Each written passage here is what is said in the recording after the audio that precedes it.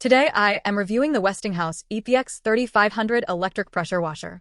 If at any time you'd like to explore this product for yourself and grab it at a great price, be sure to check the links below the video. If you have ever spent an entire Saturday afternoon scrubbing your driveway only to realize you have barely made a dent in the grime, you know exactly why people turn to electric pressure washers. I've been putting the Westinghouse ePX3500 through the ringer for the past 3 weeks, cleaning everything from my mud-caked truck to the algae-covered stone patio in my backyard.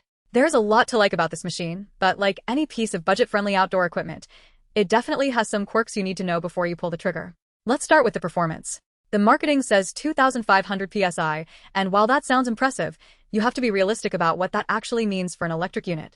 It is not going to strip paint off a rusted bridge or cut through years of deep-set oil stains in one pass. However, for a residential machine that weighs less than 20 pounds, the cleaning power is honestly surprising. When I used the turbo nozzle on my brick patio, it cleared away the moss and dirt faster than I expected. If you are looking to clean your car, your fence, or your deck, this has more than enough punch to get the job done efficiently. You can find the current pricing and check out the specific specs for yourself by clicking the link I have included down below the video. The design is really where this thing sets itself apart from the generic plastic boxes you see at the hardware store. The anti-tipping technology is not just marketing fluff. Because the unit sits low to the ground and has those 4 360-degree wheels, it actually stays upright when you are tugging on the hose. If you have ever used a top-heavy pressure washer, you know the frustration of the unit constantly flipping over the second you walk around a corner. This one stays put, which makes the whole process much less annoying. It is compact enough that it fits on a shelf in my garage without taking up my entire workspace, which is a massive win for anyone living in a house with limited storage. Now, let's talk about the hose. It is a 25-foot nylon braided hose, and it is honestly the weakest link in the package. It has a bit of a memory to it, meaning it likes to stay coiled, and can be a little stiff when you are trying to maneuver around a vehicle. It is functional, but if you end up using this machine as much as I have, you might eventually want to swap it out for a more flexible rubber hose. That being said, for the price point, it is perfectly adequate for a standard driveway or patio job. One feature I really grew to appreciate is the auto-stop system. The pump cuts off the moment you release the trigger, which saves electricity and keeps the motor from screaming at you while you are repositioning yourself. It makes the whole experience quieter and less frantic. The onboard soap tank is another handy addition. It is not a professional-grade foam cannon, so do not expect thick, shaving cream-style suds, but it works well enough to distribute car wash soap or deck cleaner effectively. I found that it pulls the detergent at a consistent rate, which is more than I can say for some of the cheaper units I have tested in the past. Who is this actually for?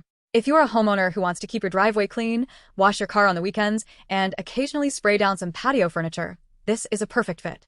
It is light, it is easy to move, and it does not require the maintenance of a gas-powered machine. You don't have to worry about oil changes, spark plugs, or hard starts after a long winter. You just plug it into a standard outlet, hook up your garden hose, and you are ready to go. You can check the link in the description to see if it fits your specific needs or to compare it against other models on the market today. However, there are people who should avoid this. If you are a professional contractor or someone who needs to clean massive surfaces every single day, this is not the right tool. It is designed for residential use, and if you push it too hard for hours on end, you're going to burn out the motor eventually. Also, if you are looking for that heavy-duty, industrial-grade pressure that strips concrete down to the aggregate, you need to look at gas-powered units or high-end professional electric setups. This is a tool for convenience and maintenance, not for heavy-duty restoration work. The value proposition here is really strong because of the 3-year warranty. A lot of these budget-friendly electric washers are basically disposable. They break a year later, and you end up throwing them in the trash.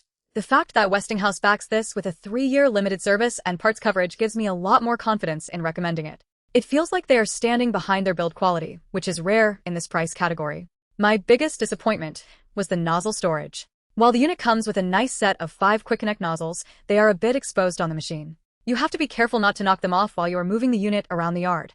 It is a minor gripe, but it is one of those small things that makes you realize this is a consumer-grade product.